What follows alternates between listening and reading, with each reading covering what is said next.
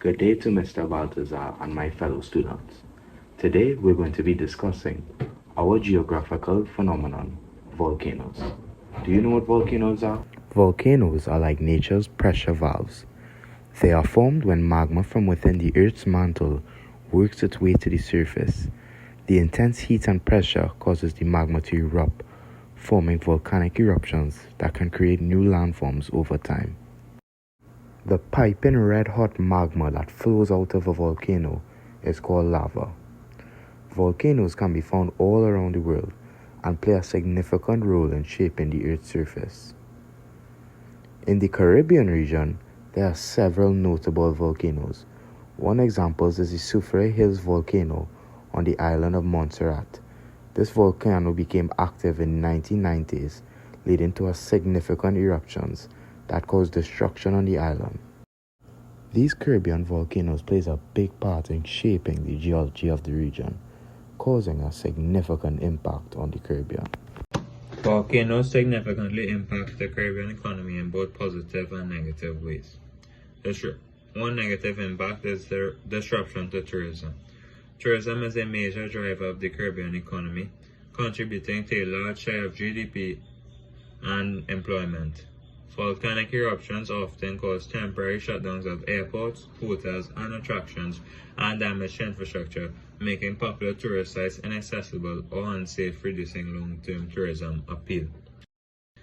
A second impact is damage to infrastructure and property.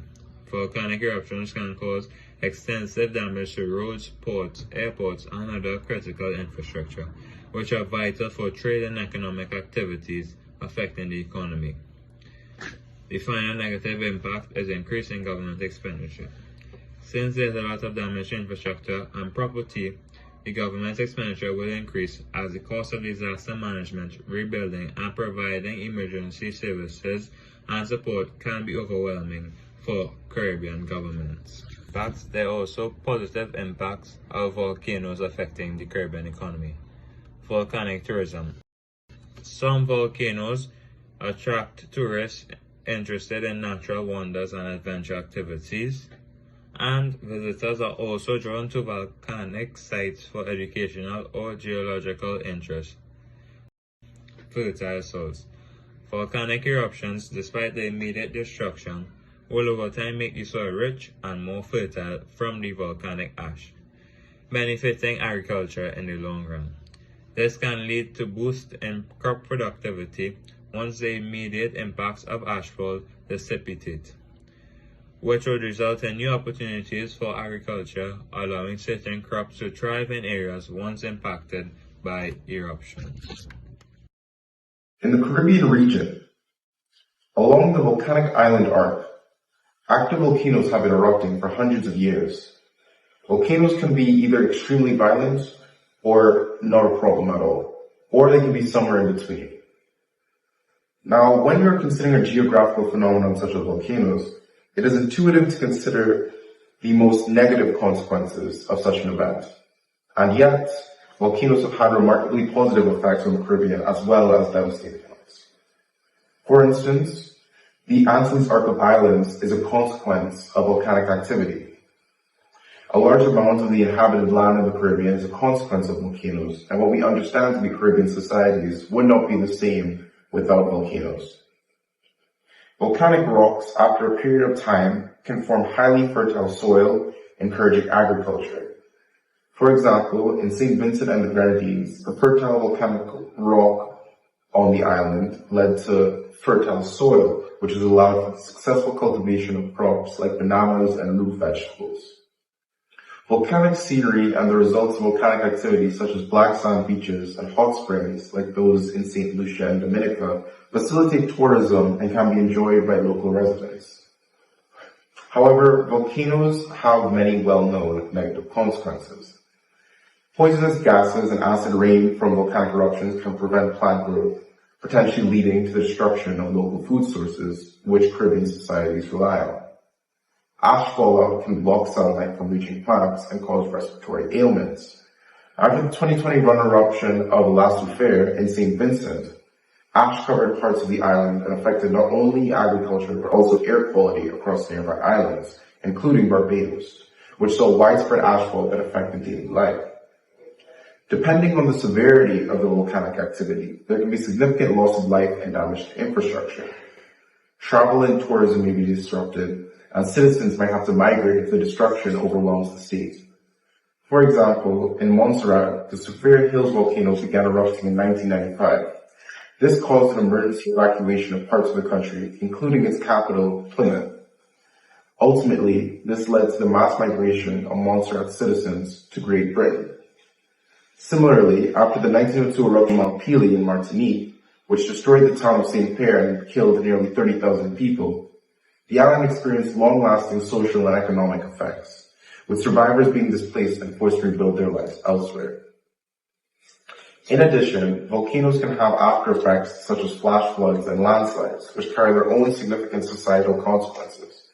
This was seen in the aftermath of the St. Vincent 2021 La Soufriere eruption, where heavy rains shortly afterwards led to landslides, further complicating recovery efforts. Ultimately, when considering the geographical phenomenon of volcanoes and its societal impacts in the Caribbean region, both positive and negative effects must be considered.